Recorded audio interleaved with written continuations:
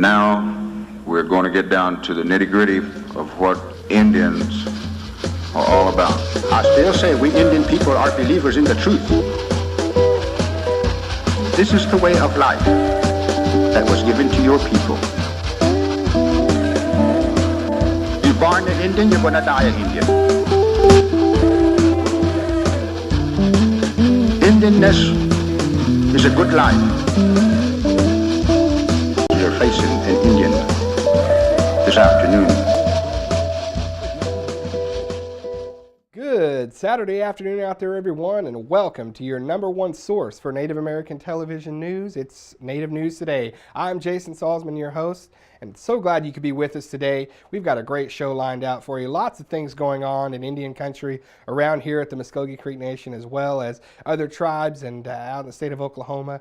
All kinds of news and information to share with you today, and that's exactly what we're going to do in the next 30 minutes. We've got some great things from the archive we'll share. Also, a little bit of news and pertinent information about healthcare and what it means to Native Americans nationally. And also, we're going to have a very special visit coming up here shortly with our Native American Journalists Association Communications Director, Rebecca Lansbury. And she is the former editor of the Muskogee Nation News, now in that stead with that national organization. So glad to have her, and we're going to be joining Becca actually after our first break, which happens now. So don't go anywhere. We'll be right back after this commercial break with Native News Today.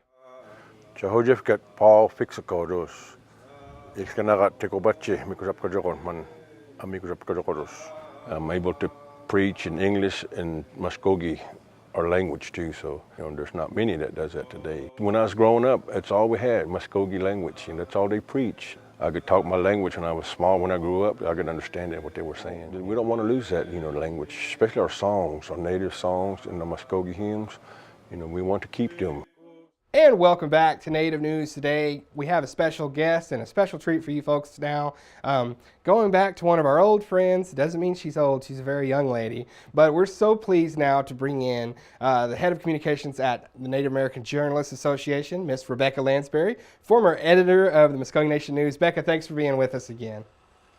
Jason, it's always a pleasure to join Native News Today and get to chat with you guys there at Muskogee Media, and of course, talk to all of my friends there in Muskogee Creek Nation and beyond. So thanks for having us. Yeah, absolutely. The reason I wanted you to come on and visit with us is because, as we turn a page to 2014, new year, fresh ideas, a lot of new things happening out there. That's exactly what happens with the Native American Journalists Association too. They turn that page to 2014 and you look at all the big things that are going to be going on, and I know you're excited about what you all have coming up in the new year. Yeah, we're full speed ahead at this point in the new year. We're opening up membership registrations later in this week, actually, tomorrow. So we're kind of implementing some new systems and digitizing things that we, may have had hard copies before, but really looking forward and kind of building on the momentum that we had in 2013 with such a successful conference there, and hoping that 2014 will bring even bigger and better growth for NAJA. What's wonderful about NAJA too is like when you went there, sort of mid to later part of the year, and really now with the new year, this will be your first full year there. But also some of the leadership as well too. Mary Hudit's taking over there as president, and so a lot of new faces kind of involved with the organization. I think it's a good change. Absolutely, and Mary, under her leadership last year as vice president, and then of course Rhonda Lavaldo as our president. Again, they were kind of a catalyst for the really good energy that we had coming from 2013 into this year. So Mary, again, as a leader, she's just great, and she, along with the rest of the board of directors for NAJA, they are really passionate about the organization, and they bring that with them to every meeting and everything that they do, and they put a lot of time and energy into making NAJA what it is and growing it, even since the time that I joined there full time in April. So you look at things that NAJA does throughout the year, and one of the things that I've saw recently is just the advancement and really the greater number of partnerships and linking with other organizations, things like that. Always been a big part of unity, but things about with the legal aspects of journalism that a lot of the times get looked over which can be very big issues if they are not given great attention. But those are some of the partnerships that you've made, and I'm sure that you guys are looking for more of those in this coming year. Always, we're always looking for, more partners to join with us on, some of the different resources that we offer for our members. And you mentioned some of the legal support that NAJA, provides for our members, and that's a very important thing that we do through our legal resource hotline for journalists. So they can, if they're a NAJA member, they can call in, get not legal advice per se, but they can get some resources that may help them along the road, because as you know, that tribal media a lot of times still deals with things like free press. So we want to have as many resources available for them so that they can get a hold of that important information. We have that, of course, listed on our website at www.naja.com.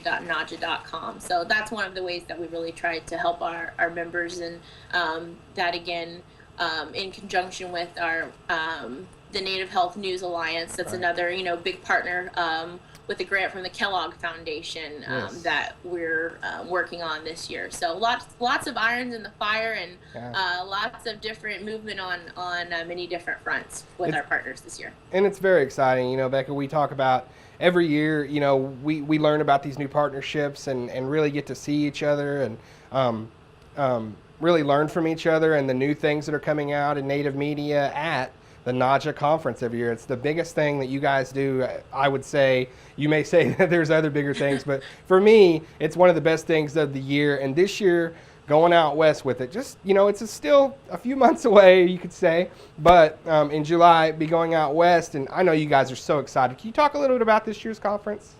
Yeah, absolutely, Jason. It's funny, right before I came on here with you guys at Native News Today, we had our first real conference planning session. So we've had things in the works since then, but this is our real first, okay, what do we need to do, or line items of planning for that. But it's going to be in Santa Clara, California this year. And that'll be July 10th to the 13th. And we're just super excited because speaking of partners, we are again partnering with Native Public Media, and then also adding Vision Maker Media to the mix this year. So it will be the premier Native media event in 2014. So we're really looking forward to it, and the planning is definitely already full steam ahead.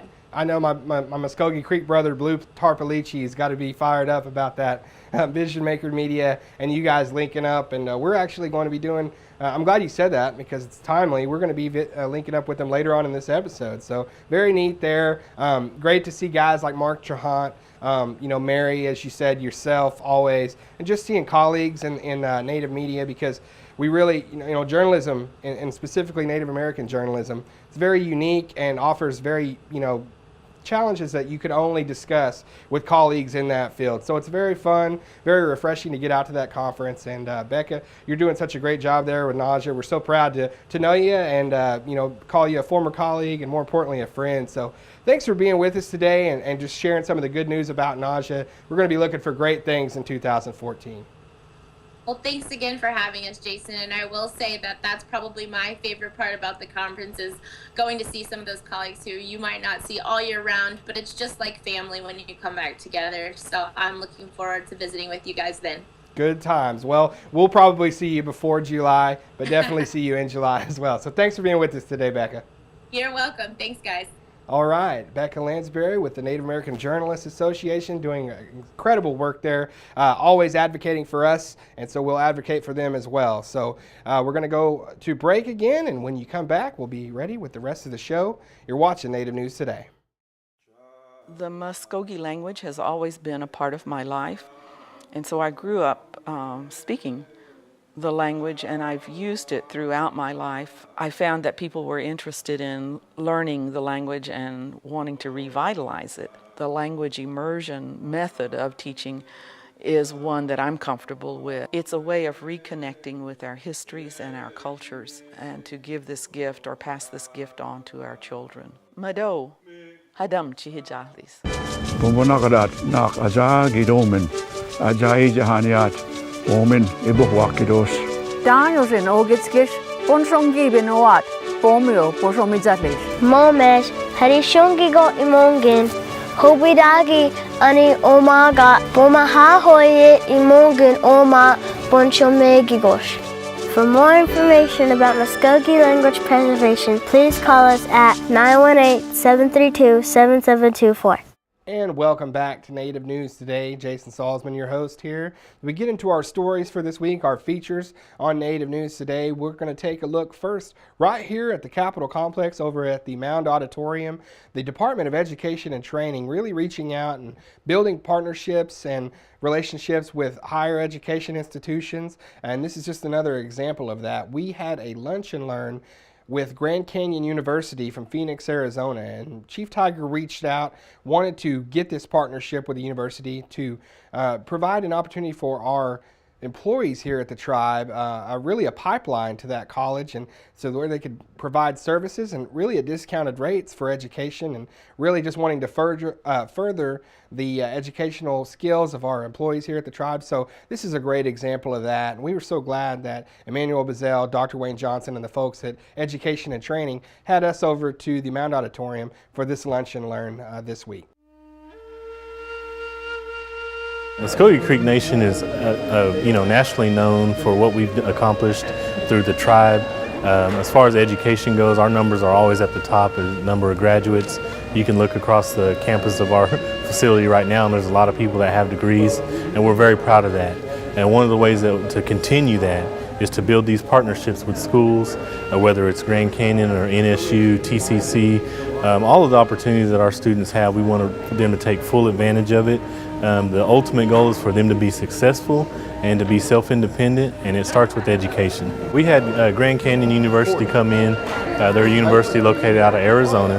And what we did is the chief actually signed an initiative back in October where they give all of our Creek citizens and Creek employees 10% off of tuition at the school. So what we did is we wanted to bring them in to kind of invite them, let them talk about what programs they have to offer, give employees and community members a chance to come and learn about what the programs that are available at Grand Canyon. And it's just a good way to show the partnership that we have with some of the schools. A lot of people that have been working with Creek Nation for a while are probably familiar with Baycone, the partnership that Baycone had a few years ago. Baycone came in, a lot of our employees were able to earn degrees through Baycone. That shows a great partnership that we had with that school. We're continuing to build on that. A lot of our students now need the online type degrees, especially when they're working adults, they have kids. It's hard to find time to go back and finish. This was one of the schools that offers that opportunity. University of Phoenix is also another one that we have a partnership with. And as I said, we're building with TCC and NSU also. Well, the whole point behind the partnership is to help folks get where they want to go as expeditiously as possible. And all I do, again, as a National Tribal Liaison, is help folks within tribal communities around the country. I've been working, trying to arrange this partnership for some time now. Dr. Johnson's been great. The beauty of working with you folks is you're so easy to work with. That's what I like about it. And so what we've done with the partnership is we're a private Christian non-denominational university, but we provide courses online and at the campus, typically half the price or less of most private schools. But since we haven't had a price increase in 4 years now, then we're actually less expensive than many state schools. They don't care for that arrangement too much, but that's kind of where we're at. I've been with GCU, this is my 8th year, and I've been working with tribal communities. I did it with a school I was with previously, so probably about 10 years. It's the old lead the horse to water kind of thing, as the expression goes. But what I've found is that, again, working with tribal communities, it's once they understand it and can appreciate they have a real opportunity to change their lives here. I mean, it's not hard. The point is, again, the beauty of Muskogee Creek Nation is that they're receptive. They'll listen. Again, my job, Grand Canyon's job, is not to replace any other university or any other partner they may have, but to simply provide additional options for the tribal community. That's what we do, and you're right. My job is fun. I have a great time doing what I do, and the fact that we can help folks along the way is just a big plus. It's a wonderful opportunity, not only for our staff, but to develop our staff into the type of employees they want to be and what we can give back to the Creek Nation. And when I talk about the Creek Nation, I'm talking about the citizens. that we serve. We feel that we should be at the best that we can be in order to serve them efficiently. And this is an excellent opportunity for my staff to take advantage of and to learn because my belief is we never stop learning. I don't care how old we are, we can always learn. Even if we're retired, we still have the capacity to learn, and we should keep pushing that learning aspect through education.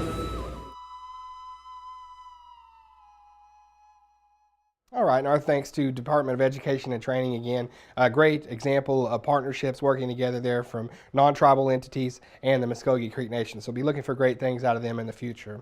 Our next story takes us to us working with outside entities, Vision Maker Media, Mark Trahant. Mark Trahant's a very well-known journalist in the world of journalism. He does a great job, and he's up in Alaska. He's a professor there and does just a great job with Native media, always at the NAJA conferences.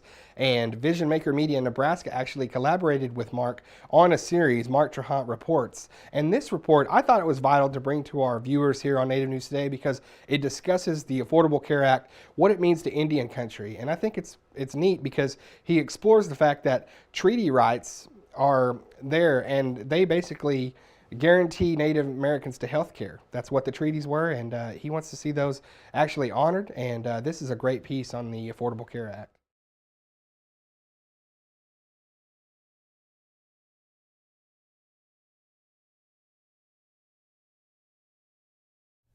There has been a lot of controversy about the Affordable Care Act, what some call Obamacare. There are the intense politics and the many computer glitches making it nearly impossible for people to enroll. But for American Indians and Alaska Natives, the issue is another story. Native Americans have a right to health care. The United States promised to send doctors to tribes that sign treaties in exchange for peace and for titles to lands. But the entire history of health care in Indian country has been defined by shortages. A modern network, the Indian Health Service, was created in 1955, and over the following decades, clinics were built, doctors were hired, and health care for Native people improved. But still, the agency was never fully funded. There was never enough money.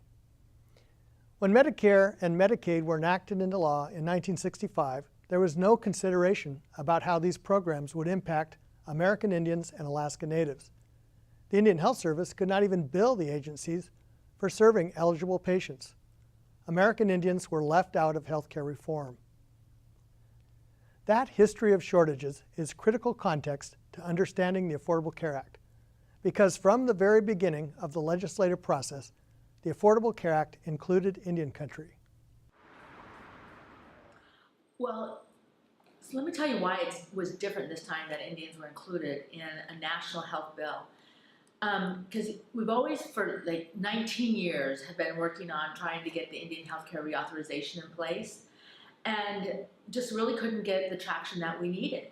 And when the country started to talk about, once again, taking on this big project of having to have a national healthcare plan, we were sitting at NCAI at a board meeting, tribal leaders around the table, and we said we really have to engage in this health debate this time around. And, you know, there were those in Indian country that said, no, you know, let's just stay where we are. We've been working our angles. We're trying to attach our bill to anything that we can. And we really urged them, our tribal leaders, to consider it. And Jefferson Keel, President Jefferson Keel, really knowing the healthcare industry probably better than many of our, you know, NCAI presidents in the past, et cetera, he agreed. And he said, yes, we should do this. And so we immediately started to look at the overall healthcare bill and working with the members of Congress to be able to find all those other places that it was important to insert N tribes. And so not only did we get Indian healthcare reauthorized permanently, but we were able to get the provisions in the Medicaid. We were able to get the tax exemption. We were able to, you know, just include a lot of places where tribes should have been considered and probably wouldn't have been if we didn't integrate those two pieces of legislation together. So if the Affordable Care Act includes Indian country, the first question is why? American Indians and Alaska Natives have a treaty right, a statutory call to health care that transcends this latest national experiment. But recall the history of shortages. The Indian health system has never been adequately funded. Imagine this face as the Indian Health Service after receiving its annual appropriation from Congress. It's not even half full. But the Affordable Care Act opens up new funding. Money from Medicaid, money from tribal insurance, money from exchanges, new money, funds that do not have to be appropriated by Congress. Real money for Indian health. Affordable Health Care Act is a very good thing for Indian country, a very good thing for Indian country. We have access now to more resources than ever before. And so, this access to the resources is going to allow us to expand our services if we treat our healthcare clinics like businesses. But to get to that much needed money, American Indians and Alaska Natives have to sign up. Sign up for Medicaid, sign up for tribal insurance, and sign up through the exchanges. This law is confusing, but it's the only way the Indian health system will get more money. I'm Mark Trahant reporting.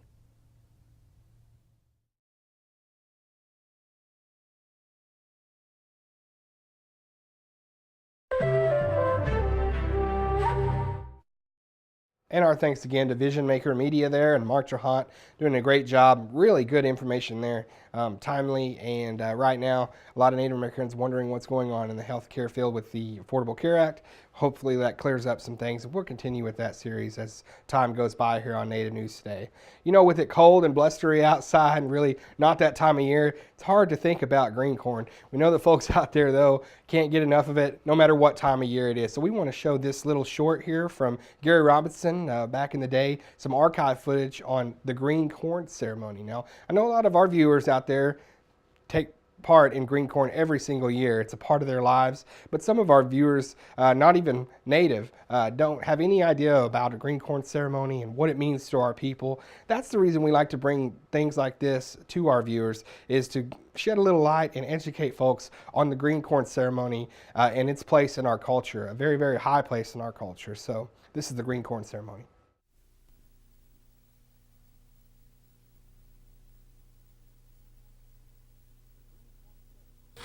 The green corn ceremony, known to the Creek people for nearly 2,000 years, is still practiced today at a dozen or so ceremonial grounds in the Creek Nation. These grounds are all that remain of the once mighty tribal towns of the Muskogee Nation of prehistoric times. The celebration is held annually at the time of the ripening of the new corn. It is a time of renewal and thanksgiving, fellowship, and feasting. The people thank the Creator for His many blessings, and they cleanse their hearts and bodies for the year to come. Indian families leave their jobs and homes for 1 week in the summer to camp at the ceremonial ground. There they make preparations for the ceremony. The heart of the event begins at sunset on Friday with a women's ribbon dance. The tribal town chief, or Miko, supervises the whole affair, and in some cases leads the ceremonial songs and prepares the herbal medicine for the occasion. The number 4 is sacred among traditional Creeks, representing the 4 seasons, the 4 directions, and the 4 phases of a person's life. Everything in the green corn celebration is done in sets of 4. The ribbon dance is made up of 4 sets of songs, each set repeated 4 times. The next morning, a new fire is kindled in the middle of the square. 4 logs pointing in the 4 cardinal directions feed the fire. Herbal medicine is prepared by the medicine maker, and all the people in the camp cleanse themselves with it. First, the girls and the women take the purifying and relaxing mixture. Later, the men and boys do the same. That afternoon, the men perform the feather dance. They say that ages ago, these songs were taught to the Muskogee by the white crane. It was a magical time when men and animals spoke the same language, and Indians learned medicine from these animals, the 4-legged ones. That night, the camp is filled with visitors who come to stomp dance all night long. Various singers take turns leading the songs which accompany the stomp dance. The songs are about nature, love, politics, humor, and other things.